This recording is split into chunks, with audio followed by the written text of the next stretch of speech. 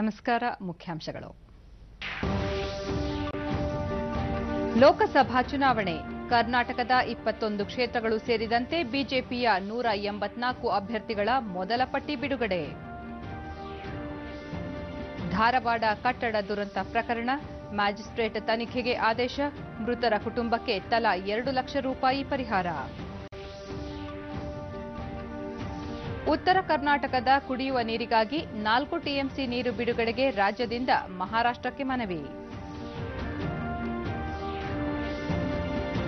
Sweep ಸಮಿತಿಯಿಂದ ರಾಜ್ಯಾದ್ಯಂತ ಮತದಾನ ಜಾಗೃತಿ ಕಾರ್ಯಕ್ರಮ. ಶೇಕಡಾವಾರು ಹೆಚ್ಚಳಕ್ಕೆ ವಿಶೇಷ ಒತ್ತು. ವಾರ್ತೆಗಳ ವಿವರ. ಲೋಕಸಭಾ ಚುನಾವಣೆಗೆ ಬಿಜೆಪಿ 184 ಅಭ್ಯರ್ಥಿಗಳ ತನ್ನ ಮೊದಲ ಪಟ್ಟಿಯನ್ನು ದೆಹಲಿಯಲ್ಲಿಂದು ಬಿಡುಗಡೆ ಮಾಡಿದೆ. ಕೇಂದ್ರ ಸಚಿವ ಹಾಗೂ ಬಿಜೆಪಿ ಹಿರಿಯ ಮುಖಂಡ ಜೆಪಿ ನಡ್ಡಾ ವಿವರ ನೀಡಿ, ಈ ತಿಂಗಳ 16, 19 ಮತ್ತು 20ರಂದು ಕೇಂದ್ರ ಚುನಾವಣಾ ಸಮಿತಿ ಪಕ್ಷದ ರಾಷ್ಟ್ರೀಯ ಅಧ್ಯಕ್ಷ ಅಮಿತ್ ಶಾ ನೇತೃತ್ವದಲ್ಲಿ ಪ್ರಧಾನಿ ನರೇಂದ್ರ ಮೋದಿ, ಕೇಂದ್ರ ಸಚಿವರಾದ ರಾಜನಾಥ್ ಸಿಂಗ್, ಅರುಣ್ ಜೇಟ್ಲಿ, ಸುಷ್ಮಾ ಸ್ವರಾಜ್ ಸೇರಿದಂತೆ ಸಮಿತಿಯ ವಿವಿಧ ಮುಖಂಡರು ಹಾಗೂ ರಾಜ್ಯ ಘಟಕಗಳ ಅಧ್ಯಕ್ಷರೊಂದಿಗೆ ಚರ್ಚಿಸಿ ಮೊದಲ ಪಟ್ಟಿಯನ್ನು ಬಿಡುಗಡೆ ಮಾಡಿದೆ ಎಂದರು. ಉತ್ತರ ಪ್ರದೇಶದ ವಾರಣಾಸಿಯಿಂದ ಪ್ರಧಾನಿ ನರೇಂದ್ರ ಮೋದಿ, ಗುಜರಾತ್ನ ಗಾಂಧಿನಗರದಿಂದ ಪಕ್ಷದ ಅಧ್ಯಕ್ಷ ಅಮಿತ್ ಶಾ, ಉತ್ತರ ಪ್ರದೇಶದ ಲಕ್ನೋದಿಂದ ಗೃಹ ಸಚಿವ ರಾಜನಾಥ್ ಸಿಂಗ್, ಮಹಾರಾಷ್ಟ್ರದ ನಾಗ್ಪುರದಿಂದ ನಿತಿನ್ ಗಡ್ಕರಿ ಸೇರಿದಂತೆ ಮೊದಲ ಪಟ್ಟಿಯಲ್ಲಿ 184 ಮಂದಿಯ ಅಭ್ಯರ್ಥಿಗಳ ಪಟ್ಟಿ ಪ್ರಕಟಿಸಲಾಗಿದೆ ಎಂದರು. राजनाथ सिंह जी जो हमारे पूर्व अध्यक्ष हैं वो चुनाव लड़ेंगे और नागपुर से पूर्व अध्यक्ष श्री नितिन भाई गडकरी जी, नितिन जयराम गडकरी जी, वह चुनाव लड़ेंगे. अनुला श्री धर्मेंद्र कुमार, बरेली श्री संतोष कुमार गंगवार. अब कर्नाटक बेलगांव श्री सुरेश चंदासप्पा, ಕರ್ನಾಟಕದಿಂದ ಬೆಂಗಳೂರು ಉತ್ತರ ಡಿವಿ ಸದಾನಂದಗೌಡ, ವಿಜಯಪುರ ರಮೇಶ್ ಜಿಗಜಿಣಗಿ, ಉತ್ತರ ಕನ್ನಡ ಅನಂತಕುಮಾರ್ ಹೆಗಡೆ, ಉಡುಪಿ ಚಿಕ್ಕಮಗಳೂರು ಶೋಭಾ ಕರಂದ್ಲಾಜೆ ಸೇರಿದಂತೆ 21 ಮಂದಿಯನ್ನು ಅಭ್ಯರ್ಥಿಗಳನ್ನು ಮೊದಲ ಪಟ್ಟಿಯಲ್ಲಿ ಬಿಡುಗಡೆ ಮಾಡಿದ್ದು, ಬಹುತೇಕ ಸಂಸದರಿಗೆ ಅವಕಾಶ ಮಾಡಿಕೊಡಲಾಗಿದೆ. कर्नाटक में बीदर सीट श्री भगवान नाथ खुबे, श्री बेलारी श्री देवेंद्रप्पा, हवेरी श्री शिव कुमार उदासी, धारवाड़ हवेरी श्री शिव कुमार उदासी, धारवाड़ श्री प्रहलाद वेंकटेश जोशी. ಕಾಂಗ್ರೆಸ್ನಿಂದ ಇತ್ತೀಚೆಗೆ ಬಿಜೆಪಿ ಸೇರ್ಪಡೆಯಾದ ಎ ಮಂಜು ಅವರಿಗೆ ಹಾಸನ, ಡಾಕ್ಟರ್ ಉಮೇಶ್ ಜಾಧವ್ ಅವರಿಗೆ ಕಲಬುರಗಿ ಕ್ಷೇತ್ರದಿಂದ ಟಿಕೆಟ್ ನೀಡಲಾಗಿದೆ. 28 ಕ್ಷೇತ್ರಗಳ ಪೈಕಿ ಇನ್ನುಳಿದ 7 ಕ್ಷೇತ್ರಗಳಾದ ಬೆಂಗಳೂರು ದಕ್ಷಿಣ, ಕೋಲಾರ, ಮಂಡ್ಯ, ಚಿಕ್ಕೋಡಿ, ಕೊಪ್ಪಳ, ರಾಯಚೂರು, ಬೆಂಗಳೂರು ಗ್ರಾಮಾಂತರ ಕ್ಷೇತ್ರಗಳಿಗೆ ಅಭ್ಯರ್ಥಿಗಳನ್ನು ಪ್ರಕಟಿಸಬೇಕಾಗಿದೆ. ಇನ್ನುಳಿದಂತೆ ಉತ್ತರ ಪ್ರದೇಶದಿಂದ 28, ಮಹಾರಾಷ್ಟ್ರದಿಂದ 16, ಅಸ್ಸಾಂ 8, ಅರುಣಾಚಲ ಪ್ರದೇಶ 2, ಛತ್ತೀಸ್ಗಢ 5, ಜಮ್ಮು ಕಾಶ್ಮೀರ 5, ಕರ್ನಾಟಕ 21, ಕೇರಳ 13, ಮಣಿಪುರ್ 2, ಒಡಿಶಾ 10, ರಾಜಸ್ಥಾನ 16, ತಮಿಳುನಾಡು 5, ತೆಲಂಗಾಣ 10, ತ್ರಿಪುರ 2, ಉತ್ತರಾಖಂಡ್ 5, ಪಶ್ಚಿಮ ಬಂಗಾಳ 28, ಆಂಧ್ರಪ್ರದೇಶ 2 ಹಾಗೂ ಅಂಡಮಾನ್ ನಿಕೋಬಾರ್, ದಾದ್ರಾ ಮತ್ತು ನಗರ್ ಹವೇಲಿ, ಲಕ್ಷದ್ವೀಪ್, ಮಿಜೋರಾಂ, ಸಿಕ್ಕಿಂ, ಗುಜರಾತ್ ರಾಜ್ಯಗಳಿಂದ ತಲಾ 1 ಕ್ಷೇತ್ರಗಳಿಗೆ ಅಭ್ಯರ್ಥಿಗಳನ್ನು ಪ್ರಕಟಿಸಲಾಗಿದೆ. ಧಾರವಾಡದ ಕುಮಾರೇಶ್ವರ ನಗರದ ಬಹುಮಹಡಿ ಕಟ್ಟಡ ಕುಸಿತದಲ್ಲಿ ಮೃತಪಟ್ಟವರ ಸಂಖ್ಯೆ 12ಕ್ಕೆ ಏರಿಕೆಯಾಗಿದ್ದು, 3ನೇ ದಿನವಾದ ಇಂದು ರಕ್ಷಣಾ ಕಾರ್ಯ ಮುಂದುವರೆದಿದೆ. ಇಂದು ಬೆಳಗ್ಗೆ ಕಟ್ಟಡದ ಅವಶೇಷಗಳಡಿ ಸಿಲುಕಿದ್ದ ಪ್ರೇಮಾ ಉಣಕಲ್, ನಬಿ ಸಾಬಾ ಅವರನ್ನು ರಕ್ಷಣೆ ಮಾಡಲಾಗಿದ್ದು, ಇದುವರೆಗೂ 60ಕ್ಕೂ ಹೆಚ್ಚು ಮಂದಿಯನ್ನು ರಕ್ಷಿಸಿ ಅವರನ್ನು ಆಸ್ಪತ್ರೆಯಲ್ಲಿ ಚಿಕಿತ್ಸೆಗೆ ದಾಖಲು ಮಾಡಲಾಗಿದೆ. ಎನ್ಡಿಆರ್ಎಫ್, ಅಗ್ನಿಶಾಮಕ ಸಿಬ್ಬಂದಿ ಹಾಗೂ ಇತರೆ ರಕ್ಷಣಾ ಸಿಬ್ಬಂದಿ ಅವಶೇಷಗಳ ಅಡಿ ಸಿಲುಕಿರುವ ಇನ್ನೂ ಹಲವರ ರಕ್ಷಣೆಗೆ ಕಾರ್ಯಾಚರಣೆ ಮುಂದುವರೆಸಿದ್ದಾರೆ. ಈ ಮಧ್ಯೆ ಘಟನಾ ಸ್ಥಳಕ್ಕೆ ಮುಖ್ಯಮಂತ್ರಿ ಎಚ್ಡಿ ಕುಮಾರಸ್ವಾಮಿ ಭೇಟಿ ನೀಡಿ ಪರಿಶೀಲನೆ ನಡೆಸಿ ಅಧಿಕಾರಿಗಳಿಂದ ಮಾಹಿತಿ ಪಡೆದರು. ಈ ಸಂದರ್ಭದಲ್ಲಿ ಜಿಲ್ಲಾಧಿಕಾರಿ ದೀಪಾ ಚೋಳನ್, ಪೊಲೀಸ್ ಆಯುಕ್ತ ಎಂಎನ್ ನಾಗರಾಜು ಸೇರಿದಂತೆ ಹಿರಿಯ ಅಧಿಕಾರಿಗಳು ಉಪಸ್ಥಿತರಿದ್ದರು. ಬಳಿಕ ಕುಮಾರಸ್ವಾಮಿ ಘಟನೆ ಸಂಬಂಧ ಮ್ಯಾಜಿಸ್ಟ್ರೇಟ್ ತನಿಖೆಗೆ ಆದೇಶಿಸಲಾಗಿದೆ. ಜಿಲ್ಲಾಧಿಕಾರಿ ಕಚೇರಿಯಿಂದ ಮೃತಪಟ್ಟವರ ಕುಟುಂಬಗಳಿಗೆ ತಲಾ 2 ಲಕ್ಷ ರೂಪಾಯಿ ಪರಿಹಾರ ಘೋಷಿಸಲಾಗಿದೆ. ಸಂತ್ರಸ್ತರಿಗೆ ಸೂಕ್ತ ಪರಿಹಾರ ನೀಡುವ ಬಗ್ಗೆ ಮುಖ್ಯ ಕಾರ್ಯದರ್ಶಿಗಳು ನಿಯಮಾನುಸಾರ ಕ್ರಮ ಕೈಗೊಳ್ಳಲಿದ್ದಾರೆ. ರಾಜ್ಯದ ಯಾವ ಭಾಗಗಳಲ್ಲೂ ಇಂತಹ ಘಟನೆಗಳು ಮರುಕಳಿಸದಂತೆ ಎಚ್ಚರಿಕೆ ವಹಿಸುವ ಅಗತ್ಯವಿದೆ ಎಂದರು.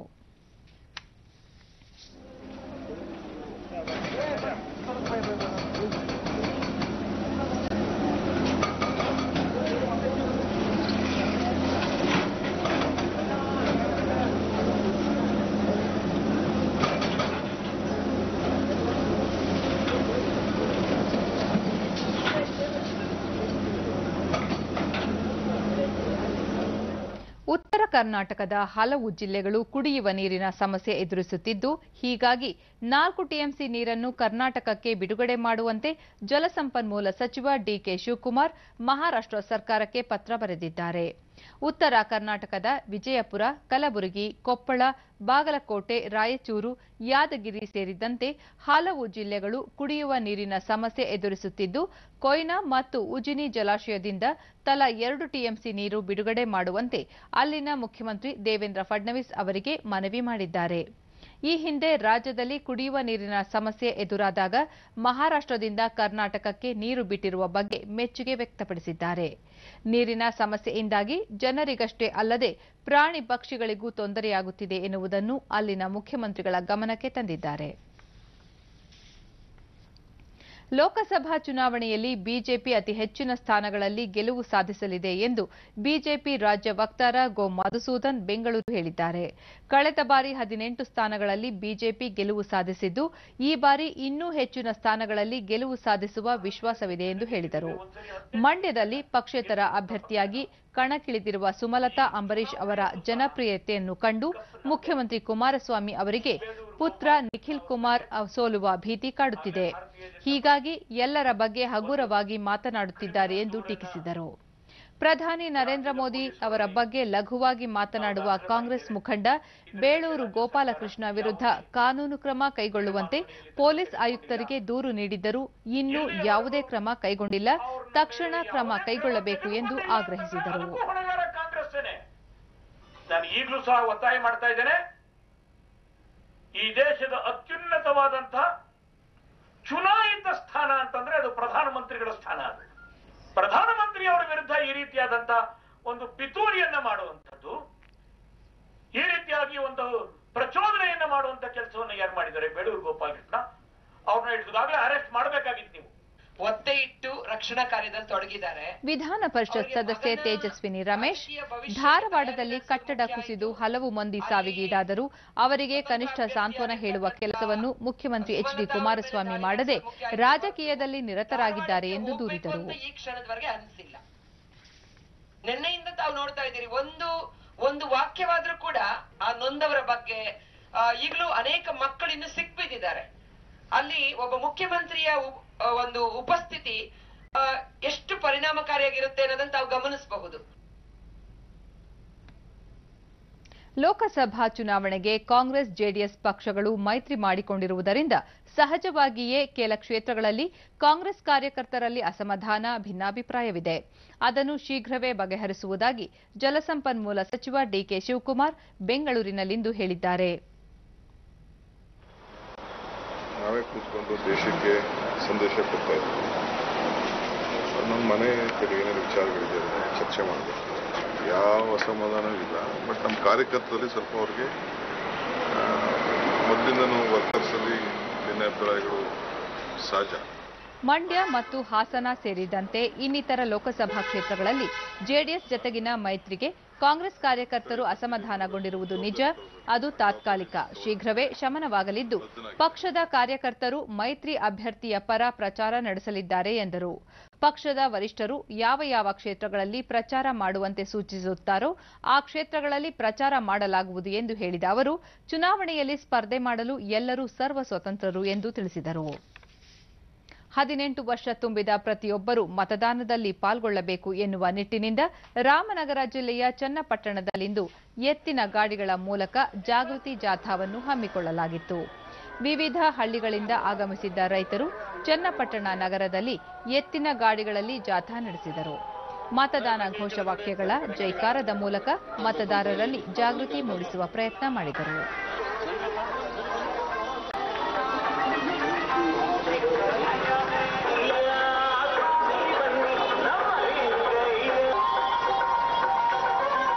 ಏಪ್ರಿಲ್ 18ನೇ ಜಿಲ್ಲಾ ಸ್ವೀಪ್ ಸಮಿತಿಯ ನೋಡಲ್ ಅಧಿಕಾರಿಯೂ ಆಗಿರುವ ಮುಖ್ಯ ಕಾರ್ಯನಿರ್ವಹಣಾಧಿಕಾರಿ ಮುಲೈ ಮುಹ್ಲನ್ ಚುನಾವಣೆಯಲ್ಲಿ ಪ್ರತಿಯೊಬ್ಬರೂ ತಪ್ಪದೆ ಮತ ಚಲಾಯಿಸಬೇಕು ಎನ್ನುವ ನಿಟ್ಟಿನಲ್ಲಿ ಎತ್ತಿನ ಗಾಡಿ ವಿಶೇಷ ಜಾಗೃತಿ ಜಾಥಾವನ್ನು ಹಮ್ಮಿಕೊಳ್ಳಲಾಗಿತ್ತು ಎಂದು ತಿಳಿಸಿದರು.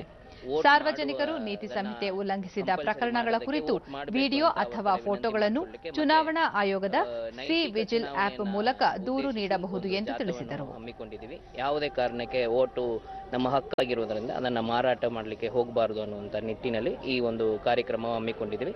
ಇದೇ ರೀತಿ ಹಲವಾರು ಕಾರ್ಯಕ್ರಮಗಳ ಮುಖಾಂತರ ಈಗಾಗಲೇ ಚುನಾವಣಾ ಆಯೋಗ ಚುನಾವಣಾ ಆಪ್ ಮುಖಾಂತರ ಕೆಲವು ಫೆಸಿಲಿಟೀಸ್ ಅನ್ನು ಮಾಡಿಕೊಟ್ಟಿದೆ. ಅದರ ಜೊತೆ ಸಿ ವಿಜಿಲ್ ಅನ್ನುವಂಥ ಆ್ಯಪನ್ನು ಕೂಡ ಲಾಂಚ್ ಮಾಡಿದ್ದಾರೆ. ಸಿ ವಿಜಿಲ್ ಮುಖಾಂತರ ನಿಮ್ಮಲ್ಲಿ ಏನಾದರೂ MCC ವೈಲೇಷನು ಯಾರಾದರೂ ಆಮಿಷಗಳು ತೋರಿಸೋದು ಕಂಡು ಬಂದಲ್ಲಿ ಅದನ್ನು ನೀವು ಫೋಟೋ ಮುಖಾಂತರ ವಿಡಿಯೋ ಮುಖಾಂತರ ಅದನ್ನು ಅಪ್ಲೋಡ್ ಮಾಡಲಿಕ್ಕೆ ಅವಕಾಶ ಇದೆ. ಅದು ಮಾತ್ರವಲ್ಲದೆ 1950ಗೆ ಕರೆ ಮಾಡಿ ನಿಮ್ಮ ಕಂಪ್ಲೇಂಟ್ಸ್ ಅನ್ನು ಕೂಡ ನಿಮ್ಮ ಡೌಟ್ಸ್ ಅನ್ನು ಕೂಡ ಅದರಲ್ಲಿ ಕೇಳಲಿಕ್ಕೆ ಅವಕಾಶ ಇದೆ. ಇದು ಚುನಾವಣಾ ಆಯೋಗ ಮಾಡಿಕೊಟ್ಟಿರುವುದನ್ನು ಜನರಿಗೆ ಮುಟ್ಟಿಸಬೇಕಾಗಿರೋ ನಿಟ್ಟಿನಲ್ಲಿ ಈ ರೀತಿಯ ಕಾರ್ಯಕ್ರಮಗಳು ಹಮ್ಮಿಕೊಳ್ಳಲಾಗ್ತದೆ. ಲೋಕಸಭಾ ಚುನಾವಣೆ ಹಿನ್ನೆಲೆಯಲ್ಲಿ ಮತದಾನದ ಬಗ್ಗೆ ಜಾಗೃತಿ ಮೂಡಿಸಲು ಜಿಲ್ಲಾಡಳಿತ ಹಾಗೂ ಚುನಾವಣಾ ಆಯೋಗ ಬೀದಿ ನಾಟಕದ ಮೂಲಕ ಮತದಾನದ ಅರಿವಿನ ಜಾಥಾ ಹಮ್ಮಿಕೊಂಡಿತ್ತು. ಮತದಾನದ ಬಗ್ಗೆ ಅರಿವು ಮೂಡಿಸುವ ಬೊಂಬೆಗಳ ಪ್ರದರ್ಶನ ನಡೆಯಿತು. ಜಿಲ್ಲಾಡಳಿತ ಹಾಗೂ ಚುನಾವಣಾ ಆಯೋಗದ ಹಿರಿಯ ಅಧಿಕಾರಿಗಳು ಪಾಲ್ಗೊಂಡಿದ್ದರು.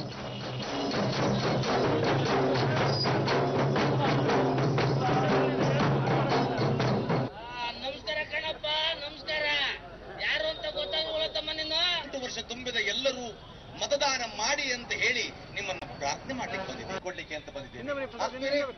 ನಮ್ಮದು ಪ್ರಜಾಪ್ರಭುತ್ವದ ದೇಶ. ಇಲ್ಲಿ ಪ್ರಜೆಗಳೇ ಪ್ರಭುಗಳು. ಪ್ರೇಕ್ಷಕ ಮಹಾಶಯರೇ, ಈ ದಿನ ನಾವು ಹಂಚಿಕೊಳ್ತಾ ಇದ್ದೇವೆ. ಈ ಕಾರ್ಯಕ್ರಮದ ಉದ್ದೇಶವಿಷ್ಟೇ. ನಿಮಗೆಲ್ಲ ಗೊತ್ತಿರೋ ಹಾಗೆ ನಮ್ಮ ಭಾರತ ಪ್ರಜಾಪ್ರಭುತ್ವವಾದ ದೇಶ. ಇಲ್ಲಿ ಪ್ರಜೆಗಳೇ ಪ್ರಭುಗಳು, ಪ್ರತಿಯೊಬ್ಬರು. ಆದರೆ ಪ್ರಸ್ತುತ ದಿನಗಳಲ್ಲಿ ಚುನಾವಣೆ ಎಂಬುದು ಒಂದು ರೀತಿಯ ವ್ಯಾಪಾರವಾಗಿ ಪರಿಣಮಿಸ್ತಾ ಇದೆ. ಹಣವಿರುವ ಯಾವುದೇ ವ್ಯಕ್ತಿಯು ಜನರಿಗೆ ಆಸೆ ಆಮಿಷಗಳನ್ನು ತೋರಿಸಿ ಅವರ ಬಂಡ್ರಕ ಗದಗ ಜಿಲ್ಲಾ ಆಸ್ಪತ್ರೆಯ ಆವರಣದಲ್ಲಿ ನರ್ಸಿಂಗ್ ವಿದ್ಯಾರ್ಥಿಗಳು ಹಾಗೂ ಸಾರ್ವಜನಿಕರಿಗೆ ಮತದಾನದ ಕುರಿತು ಜಾಗೃತಿ ಮೂಡಿಸುವ ನಿಟ್ಟಿನಲ್ಲಿ ಮತದಾನ ಅಣುಕು ಪ್ರದರ್ಶನವನ್ನು ಏರ್ಪಡಿಸಲಾಗಿತ್ತು. ಜಿಲ್ಲೆಯ ವಿವಿಧ ಭಾಗಗಳಿಂದ ಆಗಮಿಸಿದ್ದ ರೋಗಿಗಳ ಸಂಬಂಧಿಕರು, ನರ್ಸಿಂಗ್ ವಿದ್ಯಾರ್ಥಿಗಳು ಸೇರಿದಂತೆ ಹಿರಿಯ ನಾಗರಿಕರು ಅಣುಕು ಮತದಾನ ಮಾಡುವ ಮೂಲಕ ವಿವಿಪ್ಯಾಟ್ ಯಂತ್ರಗಳಿಂದ ತಮ್ಮ ಮತವನ್ನು ದೃಢೀಕರಿಸಿಕೊಂಡರು.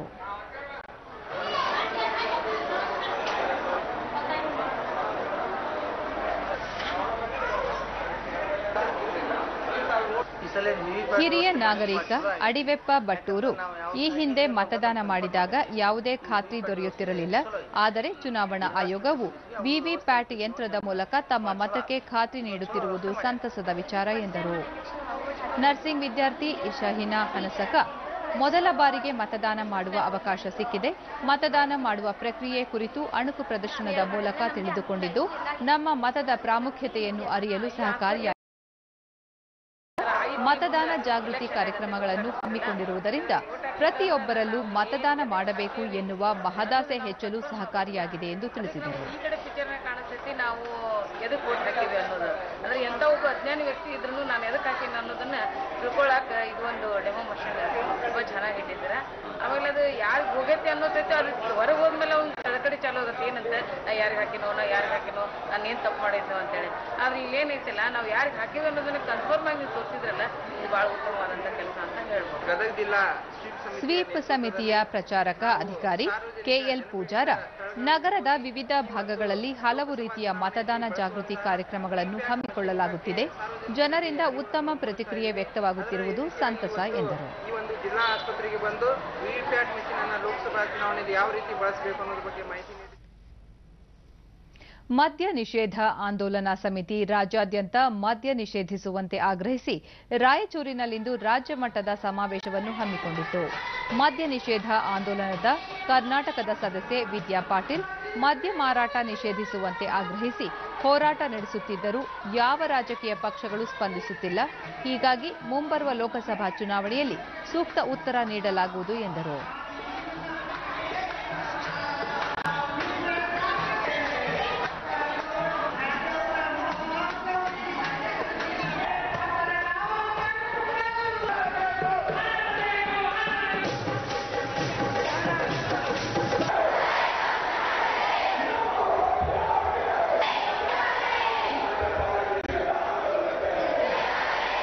ಇವತ್ತು ಸಂವಿಧಾನವನ್ನು ರಕ್ಷಣೆ ಮಾಡ್ತೀವಿ ಅಂತ ಹೇಳಿ ಸಮಿತಿಯ ಮೋಕ್ಷಮ್ಮ ಬಿಹಾರ ಸೇರಿದಂತೆ ವಿವಿಧ ರಾಜ್ಯಗಳಲ್ಲಿ ಮದ್ಯ ಮಾರಾಟ ನಿಷೇಧಿಸಿರುವಂತೆ ರಾಜ್ಯದಲ್ಲೂ ಮದ್ಯ ಮಾರಾಟ ನಿಷೇಧವಾಗಬೇಕು ಎಂದು ಒತ್ತಾಯಿಸಿದರು. ಪರಿಚಯ ಏನು ಹೇಳ್ತದೆ, ಯಾವುದೇ ಮಾದಕ ವಸ್ತುಗಳನ್ನು ನಿಷೇಧ ಮಾಡಬೇಕು ಸರ್ಕಾರಗಳು ಅಂತ ಹೇಳ್ತದೆ. ಅವರು ಮಾಡ್ತಾ ಇಲ್ಲ. ನಾವು ಅದಕ್ಕೆ ಕೇಳ್ತಾ ಇದ್ದೀವಿ, ನೀವು ಸಂವಿಧಾನದ 47ನೇ ಪರಿಚ್ಛೇದವನ್ನು ಉಲ್ಲಂಘನೆ ಮಾಡ್ತಾ ಇದ್ದೀರಿ, ನಾವು ಕೂಡ ಮತದಾನವನ್ನು ಮಾಡಂಗಿಲ್ಲ ಅಂತ ನಾವು ಹೇಳ್ತಾ ಇದ್ದೀವಿ. ಹೆಂಗೆ ನಾವು ಮತದಾನ ಮಾಡಂಗಿಲ್ಲ? ನಾವು ಮತಗಟ್ಟೆ ಒಳಗೆ ಹೋಗಿ ನಾವು ಮತದಾನ ಮಾಡಂಗಿಲ್ಲ, ನೋಟಾ ಬಟನ್ ಹಾಕ್ರಿ ಅಂತ ಒಂದು ಕಾನೂನಾತ್ಮಕವಾಗಿ ಒಂದು ಅವಕಾಶ ಕೊಟ್ಟದ ನಮ್ಮ ಕಾನೂನು. ಆದರೆ ನಾವು ಅದನ್ನು ಯಾರು ಮಾಡ್ಯಾರ ಅಂತ ಗೊತ್ತಾಗಂಗಿಲ್ಲ. ಯಾರು ಮಾಡ್ಯಾರ ಅಂತ ಗೊತ್ತಾಗಬೇಕಾಗಿತ್ತು ಈ ರಾಜಕೀಯ ಪಕ್ಷಗಳಿಗೆ. ನಾವು ನೇರವಾಗಿ ನಾವೇ ನೋಟಾ ಹೊಡೆದೀವಿ ಅಂತ ಗೊತ್ತಾಗಬೇಕಾಗಿತ್ತು ಅಂದರೆ ಅದನ್ನು ಬಹಿರಂಗ ನೋಟಾ ನಾವು ಮಾಡ್ತಾ ಇದ್ದೀವಿ. ಲೋಕಸಭೆಗೆ ಪರಿಣಾಮ ಬೀರ್ತದ ಇಲ್ಲೋ ಗೊತ್ತಿಲ್ಲ ಸರ್. ನಾವಂತೂ ಇದನ್ನು ರಾಜಕೀಯ ಪಕ್ಷಗಳಿಗೆ ನಾವು ಇದನ್ನು ಇದ್ದೀವಿ. MP ಎಲೆಕ್ಷನ್ ಬಂದೈತಿ.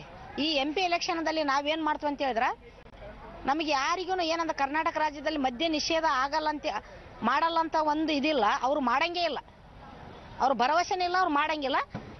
ನಮ್ಮ ಓಟ್ ಬೇಕು, ನಮ್ಮದೆಲ್ಲ ಟ್ಯಾಕ್ಸ್ ಬೇಕು, ನಮ್ಮ ಓಟು ನಮ್ಮ ಟ್ಯಾಕ್ಸ್ ಎಲ್ಲ ಬೇಕು. ಆದ್ರೆ ನಮ್ಮ ಬೇಡಿಕೆ ಅವ್ರಿಗೆ ಬೇಕಾಗಿಲ್ಲ. ಈಗ ನಾವು ಅವ್ರಿಗೆ ಪಾಠ ಕಲಿಸೋದು ಏನಂತ ಹೇಳಿದ್ರೆ, 20 ಜಿಲ್ಲೆಯಲ್ಲಿ 5 ಲಕ್ಷ ಕುಟುಂಬಗಳು, ಅದಲ್ದೇ ಮತ್ತು ಈಗ ಅದೇ ರೀತಿ ನಮ್ಮ ರಾಯಚೂರು ಜಿಲ್ಲೆಯಲ್ಲಿ 20,000 ಕುಟುಂಬಗಳು ಈ MP ಎಲೆಕ್ಷನಲ್ಲಿ ನಾವು ಏನು ಮಾಡ್ತೀವಿ ಅಂತ ಹೇಳಿದ್ರೆ ಬಹಿರಂಗ ನೋಟ ಮಾಡ್ತೀವಿ. ನಾವು ಎಲ್ಲ ಹಳ್ಳಿಯಲ್ಲಿ ಎಲ್ಲ ಮಹಿಳೆಯರು ಸೇರಿ ಏನಂತ ಹೇಳಿದ್ರೆ ಬಹಿರಂಗ ನೋಟ ಮಾಡಕ ಎಲ್ಲರೂ ತಯಾರಾಗಿವೆ. ಈಗ ನಾವು ಈಗ ಜಾಹೀರಾತು, ನಂತರ ವಾರ್ತಾ ಪ್ರಸಾರ ಮುಂದುವರಿಯುವುದು. ಎಚ್ಚರಿಕೆ, ಬಾಲ್ಯ ವಿವಾಹ ಕಾನೂನು ಶಿಕ್ಷಾರ್ಹ. ಕನಿಷ್ಠ 1 ವರ್ಷದಿಂದ ಗರಿಷ್ಠ 2 ವರ್ಷದವರೆಗೆ ಜೈಲು ಶಿಕ್ಷೆ ಹಾಗೂ 1 ಲಕ್ಷದವರೆಗೂ ದಂಡ ವಿಧಿಸಲಾಗುವುದು. ದೇಶಾದ್ಯಂತ ಅದರಲ್ಲೂ ಉತ್ತರ ಭಾರತದಲ್ಲಿ ಬಣ್ಣದ ಹಬ್ಬ ಹೋಳಿಯನ್ನು ಇಂದು ಸಂಭ್ರಮ ಸಡಗರದಿಂದ ಆಚರಿಸಲಾಗುತ್ತಿದೆ. ಈ ಕುರಿತು ಒಂದು ವರದಿ.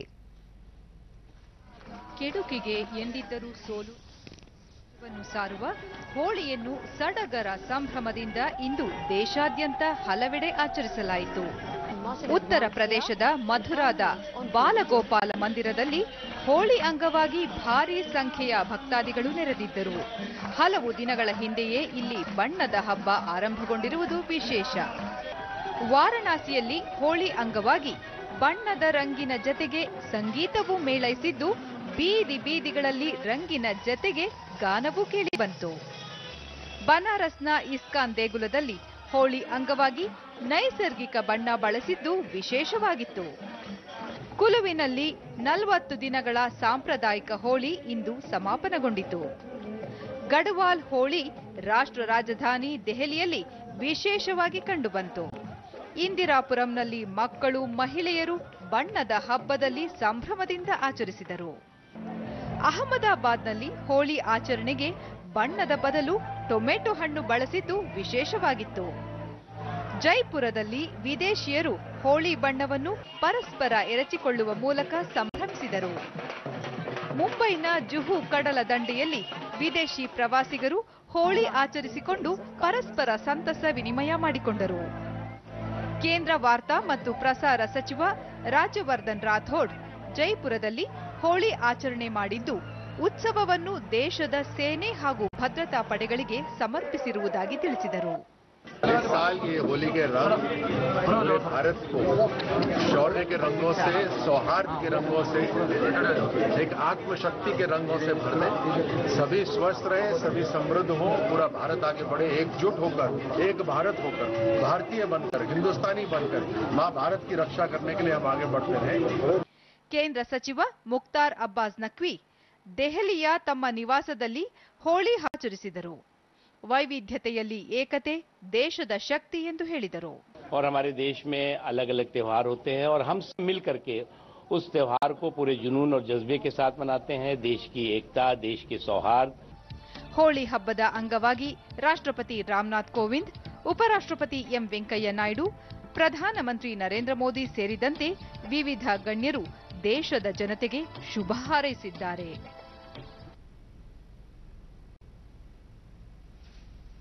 ಬಾಗಲಕೋಟೆಯಲ್ಲಿ ಹೋಳಿ ಹಬ್ಬವನ್ನು ಸಂಭ್ರಮ ಸಡಗರದಿಂದ ಆಚರಿಸಲಾಯಿತು.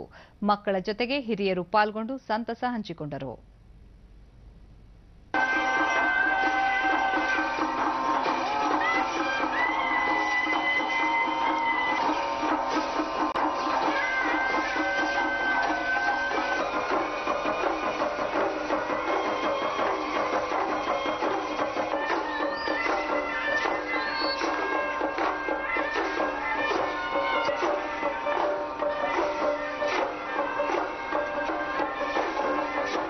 ಇದು ನೂರಾರು ವರ್ಷದಿಂದ ನಮ್ಮ ಹಿರಿಯರು ಮಾಡ್ಕೊಂತ ಬಂದ ಹೋಳಿ ಸಮಿತಿ ಅಧ್ಯಕ್ಷ ಕಳಕಪ್ಪ ಬಾದವಾಡಗಿ ಹೋಳಿ ಹುಣ್ಣಿಮೆಯ ನಂತರ 5 ದಿನಗಳ ಕಾಲ ಮಕ್ಕಳು, ಯುವಕರು, ವಯೋವೃದ್ಧರು ಸೇರಿ ಸಂಭ್ರಮದಿಂದ ಹಬ್ಬವನ್ನು ಆಚರಣೆ ಮಾಡಲಾಗುತ್ತಿದೆ. ಅತ್ಯುತ್ತಮ ಉಡುಗೆ ಧರಿಸಿದ ಮಹಿಳೆಯರಿಗೆ ಬಹುಮಾನವನ್ನು ನೀಡುವ ಸಂಪ್ರದಾಯವಿದೆ ಎಂದರು. ಮಾಡ್ತೀವಿ ನಾವು ಕಾಮದಾನ ಮಾಡ್ಬೇಕಂತಂದ್ರೆ ಫಸ್ಟ್ ನಾವು ಶರಣಾಡುಗೌಡ ಮನೆಯಿಂದ ಹಲಿಗೆಯನ್ನು ತಗೊಂಡು ನಿಶಾನೆಯನ್ನು ತೆಗೆದುಕೊಂಡು ಕುಲಕರ್ಣಿಯವ್ರ ಮನೆಗೆ ಹೋಗಿ ಕುಲಕರ್ಣಿಯವ್ರ ಮನೆಯಿಂದ ಕುಲಕರ್ಣಿಯವ್ರನ್ನ ಕರ್ಕೊಂಡು ನಾವು ಹರ್ಜಿನಕೆರೆ ಓಣಿ ಅಂದರೆ ಅಂಬೇಡ್ಕರ್ ಗಲ್ಲಿಯಲ್ಲಿ ಹೋಗಿ ಅಲ್ಲಿ ರಾಮಚಂದ್ರ ಖಾತೆದಾರ್ ಅಂತಿದ್ದಾರೆ ಅವ್ರ ಮನೆಯಿಂದ ನಾವು ಆ ಬೆಂಕಿಯನ್ನು ತೆಗೆದುಕೊಂಡು ಬಂದು ಮರುದಿವಸ ಮುಂಜಾನೆ ಅಂದರೆ ರಾತ್ರಿ ಹಿಂದಿನ ದಿವಸ ಹುಬ್ಬ ನಕ್ಷತ್ರ ಇರ್ತದೆ, ಮುಂಜಾನೆ 4 ಗಂಟೆಗೆ ನಾವು ಆ ಕಾಮದಹನವನ್ನು ಮಾಡ್ತೀವಿ. ಸಮಿತಿಯ ಪ್ರಧಾನ ಕಾರ್ಯದರ್ಶಿ ಮಹಾಬಾಳೇಶ ಗುಂಡಗುಂಟಿ ಹಲಗೆ ಮೇಳವನ್ನು ಏರ್ಪಡಿಸುವ ಮೂಲಕ ವಿವಿಧ ವಾದ್ಯಗಳ ತಾಳಕ್ಕೆ ತಕ್ಕಂತೆ ಹೆಜ್ಜೆ ಹಾಕಿ ಸಂಭ್ರಮಿಸುವುದು ಹೋಳಿಯ ವಿಶಿಷ್ಟತೆ ಎಂದು ಮಾಹಿತಿ ನೀಡಿದರು.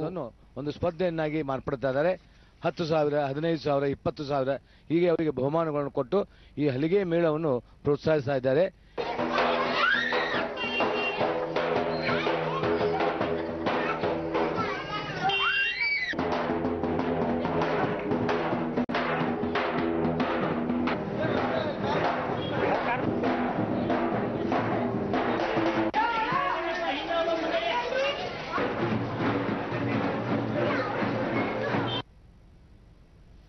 ಕೊಪ್ಪಳದ ಕೂಪಳಗಡ್ ಬಹಾದೂರ್ ಬಾಂಡಾ ಸೇವಾ ಟ್ರಸ್ಟ್ ಹಮ್ಮಿಕೊಂಡಿದ್ದ ಹೋಳಿ ಹಬ್ಬವನ್ನು ಲಂಬಾಣಿ ಸಮುದಾಯ ವಿಭಿನ್ನವಾಗಿ ಆಚರಿಸಿತು. ಸೋಮಲಿಂಗ ದೇವರು ಸೇರಿದಂತೆ ಮತ್ತಿತರ ಸ್ವಾಮೀಜಿಗಳು ಕಾರ್ಯಕ್ರಮವನ್ನು ಉದ್ಘಾಟಿಸಿದರು. ಸೋಮಲಿಂಗ ದೇವರು ಶಿಕ್ಷಣದಿಂದ ಮಾತ್ರ ಸಮಾಜದಲ್ಲಿ ಮುಂದೆ ಬರಲು ಸಾಧ್ಯ. ಹೀಗಾಗಿ ಲಂಬಾಣಿ ಸಮುದಾಯ ತಮ್ಮ ಮಕ್ಕಳಿಗೆ ಉತ್ತಮ ಶಿಕ್ಷಣ ಕೊಡಿಸುವತ್ತ ಗಮನ ಹರಿಸಬೇಕು ಎಂದರು.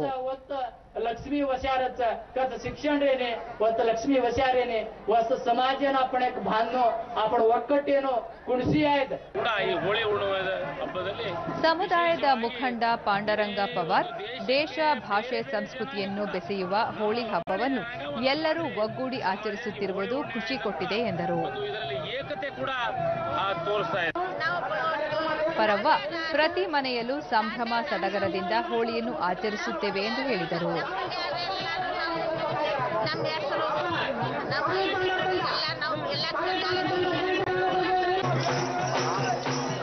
ಈ ವೇಳೆ ನಡೆದ ಸಾಂಸ್ಕೃತಿಕ ಕಾರ್ಯಕ್ರಮಗಳು ಗಮನ ಸೆಳೆದವು.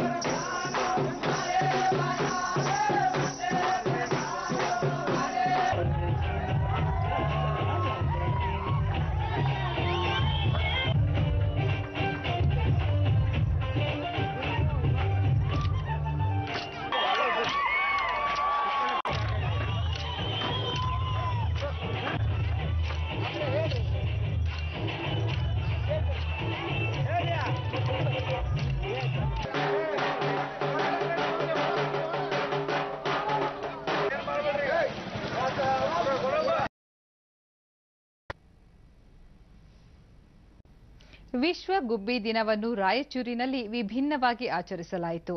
ಬೇಸಿಗೆ ಹಿನ್ನೆಲೆಯಲ್ಲಿ ಗುಬ್ಬಿಗಳಿಗೆ ಆಹಾರ, ನೀರು ಪೂರೈಕೆ ಮಾಡುವ ಮೂಲಕ ಜನರಲ್ಲಿ ಜಾಗೃತಿ ಮೂಡಿಸುವ ಕೆಲಸ ಮಾಡಲಾಯಿತು.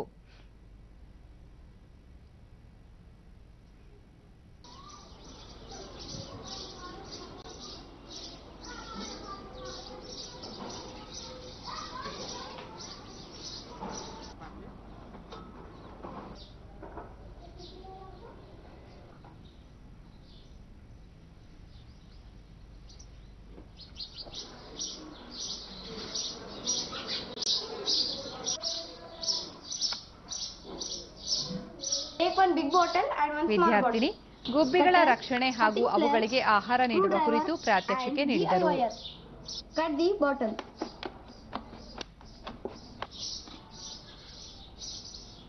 Put the hole. Fill the water. Turn the bottle.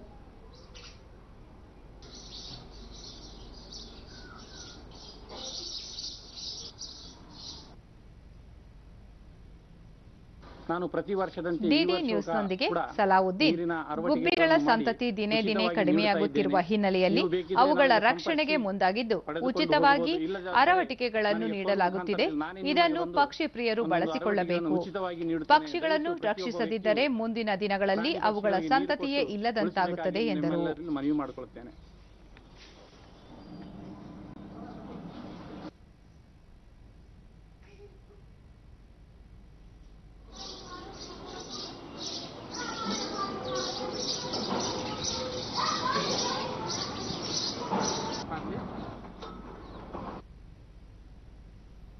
ರಾಜ್ಯಾದ್ಯಂತ ಇಂದಿನಿಂದ ಎಸ್ಎಸ್ಎಲ್ಸಿ ಪರೀಕ್ಷೆ ಆರಂಭವಾಗಿದೆ. ಏಪ್ರಿಲ್ 4ರವರೆಗೆ ರಾಜ್ಯದ 2857 ಕೇಂದ್ರಗಳಲ್ಲಿ ಪರೀಕ್ಷೆ ನಡೆಯಲಿದೆ. ಇಂದು ಪ್ರಥಮ ಭಾಷೆ ಪರೀಕ್ಷೆಗಳು ನಡೆದವು. ನಾಳೆ ಯಾವುದೇ ಪರೀಕ್ಷೆಗಳು ಇರುವುದಿಲ್ಲ. ನಾಡಿದ್ದು ಪ್ರಮುಖ ವಿಷಯಗಳ ಪರೀಕ್ಷೆಗಳು ನಡೆಯಲಿವೆ. ಸರ್ಕಾರಿ, ಅನುದಾನಿತ, ಅನುದಾನರಹಿತ ಸೇರಿದಂತೆ 14,450 ಶಾಲೆಗಳ 8,41,666 ವಿದ್ಯಾರ್ಥಿಗಳು ಈ ಬಾರಿ ಪರೀಕ್ಷೆ ಬರೆಯುತ್ತಿದ್ದಾರೆ. ಪರೀಕ್ಷಾ ಕೊಠಡಿಗಳು ಹಾಗೂ ಪರೀಕ್ಷಾ ಕೇಂದ್ರಗಳ ಸುತ್ತ ಸಿಸಿಟಿವಿ ಅಳವಡಿಸಲಾಗಿದ್ದು ಯಾವುದೇ ರೀತಿಯ ನಕಲು ನಡೆಯದಂತೆ ಕಟ್ಟೆಚ್ಚರ ವಹಿಸಲಾಗಿದೆ. ಜೊತೆಗೆ ಕೇಂದ್ರಗಳ ಸುತ್ತ ಭದ್ರತೆಗೆ ಪೊಲೀಸ್ ಸಿಬ್ಬಂದಿ ನೇಮಿಸಲಾಗಿದೆ. ಪರೀಕ್ಷಾ ಕೇಂದ್ರಕ್ಕೆ ಬಂದು ಹೋಗಲು ವಿದ್ಯಾರ್ಥಿಗಳಿಗೆ ಕರ್ನಾಟಕ ರಾಜ್ಯ ರಸ್ತೆ ಸಾರಿಗೆ ಸಂಸ್ಥೆ ಹಾಗೂ ಬಿಎಂಟಿಸಿ ಬಸ್ಗಳಲ್ಲಿ ಉಚಿತ ಪ್ರಯಾಣ ಸೌಲಭ್ಯ ಕಲ್ಪಿಸಲಾಗಿದೆ. ಏಪ್ರಿಲ್ 10ರಿಂದ ಮೌಲ್ಯಮಾಪನ ಆರಂಭವಾಗಲಿದ್ದು 77,000 ಶಿಕ್ಷಕರು 230 ಮೌಲ್ಯಮಾಪನ ಕೇಂದ್ರಗಳಲ್ಲಿ ಉತ್ತರ ಪತ್ರಿಕೆಗಳ ಮೌಲ್ಯಮಾಪನ ಮಾಡಲಿದ್ದಾರೆ. ಏಪ್ರಿಲ್ ಕೊನೆಯ ವಾರದಲ್ಲಿ ಫಲಿತಾಂಶ ಪ್ರಕಟವಾಗಲಿದೆ. ಪಣಿಯಮ್ಮ ಚಿತ್ರಖ್ಯಾತಿಯ ಹಿರಿಯ ಕಲಾವಿದೆ ಎಲ್ವಿ ಶಾರದಾ ರಾವ್ ಅವರು ಇಂದು ಬೆಳಗ್ಗೆ ಬೆಂಗಳೂರಿನ ಖಾಸಗಿ ಆಸ್ಪತ್ರೆಯಲ್ಲಿ ನಿಧನರಾದರು. ಅವರಿಗೆ 78 ವರ್ಷ ವಯಸ್ಸಾಗಿತ್ತು. ಕೆಲ ದಿನಗಳಿಂದ ಅವರು ಅನಾರೋಗ್ಯದಿಂದ ಬಳಲುತ್ತಿದ್ದರು. 1971ರಲ್ಲಿನ ವಂಶವೃಕ್ಷ ಚಿತ್ರದ ಮೂಲಕ ಚಿತ್ರರಂಗಕ್ಕೆ ಪ್ರವೇಶಿಸಿದ್ದರು. ನಂತರ ಪ್ರೇಮಾ ಕಾರಂತ್ ನಿರ್ದೇಶನದ ಪಣಿಯಮ್ಮ ಚಿತ್ರದಲ್ಲಿನ ಪಾತ್ರ ಅವರಿಗೆ ಜನಪ್ರಿಯತೆ ತಂದುಕೊಟ್ಟಿತು. ಅವರು ನಟಿಸಿದ ಮೊದಲ ಚಿತ್ರದಲ್ಲಿಯೇ ರಾಜ್ಯ ಸರ್ಕಾರ ಶ್ರೇಷ್ಠ ನಟಿ ಪ್ರಶಸ್ತಿ ನೀಡಿ ಗೌರವಿಸಿತ್ತು. ತಮ್ಮ ಮನೋಜ್ಞ ಅಭಿನಯದ ಮೂಲಕ ಜನಮನ್ನಣೆಗೆ ಪಾತ್ರರಾಗಿದ್ದ ಅವರು ಸಿದ್ದಲಿಂಗಯ್ಯ ನಿರ್ದೇಶನದ ಭೂತಯ್ಯನ ಮಗ ಅಯ್ಯು, ವಂಶವೃಕ್ಷ, ವಾತ್ಸಲ್ಯ, ಶಂಕರಾಚಾರ್ಯ, ಮಧ್ವಾಚಾರ್ಯ, ನಕ್ಕಳ ರಾಜಕುಮಾರಿ ಸೇರಿದಂತೆ ಹಲವು ಚಿತ್ರಗಳಲ್ಲಿ ಮನೋಜ್ಞ ಅಭಿನಯ ನೀಡುವ ಮೂಲಕ ಎಲ್ಲರ ಮೆಚ್ಚುಗೆಗೆ ಪಾತ್ರರಾಗಿದ್ದರು. ನಟನೆಯಿಂದ ದೂರ ಸರಿದ ಬಳಿಕ ತಮ್ಮದೇ ಆದ ಶಾರದಾ ಸಾಕ್ಷ್ಯಚಿತ್ರ ನಿರ್ಮಾಣ ಮತ್ತು ನಿರ್ದೇಶನದಲ್ಲಿ ತೊಡಗಿಸಿಕೊಂಡಿದ್ದರು. ಬೆಂಗಳೂರಿನ ಕೆರೆಗಳ ಬಗ್ಗೆ ತಯಾರಿಸಿದ ಕೆರೆ ಹಾಡು ವಿಶೇಷ ಮನ್ನಣೆಗೆ ಪಾತ್ರವಾಗಿತ್ತು. ಮೈಸೂರು ವೀಣೆ ಕುರಿತ ಸಾಕ್ಷ್ಯಚಿತ್ರ ಸೇರಿದಂತೆ ಹಲವು ಸಾಕ್ಷ್ಯಚಿತ್ರಗಳನ್ನು ದೂರದರ್ಶನಕ್ಕೆ ನಿರ್ಮಿಸಿಕೊಟ್ಟ ಹೆಗ್ಗಳಿಕೆ ಅವರದು. ಈ ಬಗ್ಗೆ ಡಿಡಿ ನ್ಯೂಸ್ನೊಂದಿಗೆ ಕುಟುಂಬದ ಸದಸ್ಯರು ಪ್ರತಿಕ್ರಿಯಿಸಿ, ಎಲ್ವಿ ಶಾರದಾ ಅವರ ನಿಧನದಿಂದ ಚಿತ್ರರಂಗಕ್ಕೆ ಹಾಗೂ ನಾಡಿಗೆ ತುಂಬಲಾರದ ನಷ್ಟವಾಗಿದೆ ಎಂದು ಹೇಳಿದರು.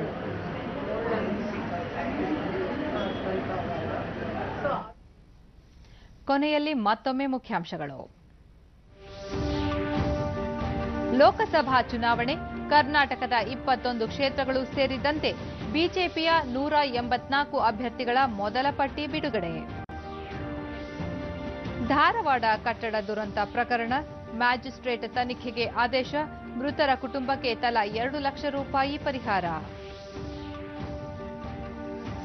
ಉತ್ತರ ಕರ್ನಾಟಕದ ಕುಡಿಯುವ ನೀರಿಗಾಗಿ 4 ಟಿಎಂಸಿ ನೀರು ಬಿಡುಗಡೆಗೆ ರಾಜ್ಯದಿಂದ ಮಹಾರಾಷ್ಟ್ರಕ್ಕೆ ಮನವಿ. ಸ್ವೀಪ್ ಸಮಿತಿಯಿಂದ ರಾಜ್ಯಾದ್ಯಂತ ಮತದಾನ ಜಾಗೃತಿ ಕಾರ್ಯಕ್ರಮ, ಶೇಕಡಾವಾರು ಹೆಚ್ಚಳಕ್ಕೆ ವಿಶೇಷ ಒತ್ತು. ಇಲ್ಲಿಗೆ ಇಂದಿನ ವಾರ್ತಾ ಪ್ರಸಾರ ಮುಕ್ತಾಯವಾಯಿತು. ಸತ್ಯ, ಸಮರ್ಥ, ಸಂಪೂರ್ಣ ಸುದ್ದಿಗಾಗಿ ವೀಕ್ಷಿಸಿ ಚಂದನ ವಾರ್ತೆ. ನಮ್ಮ ಮುಂದಿನ ವಾರ್ತಾ ಪ್ರಸಾರ ನಾಳೆ ಬೆಳಗ್ಗೆ 7:45 ಡಿಡಿ ಚಂದನದಲ್ಲಿ. ನಮಸ್ಕಾರ.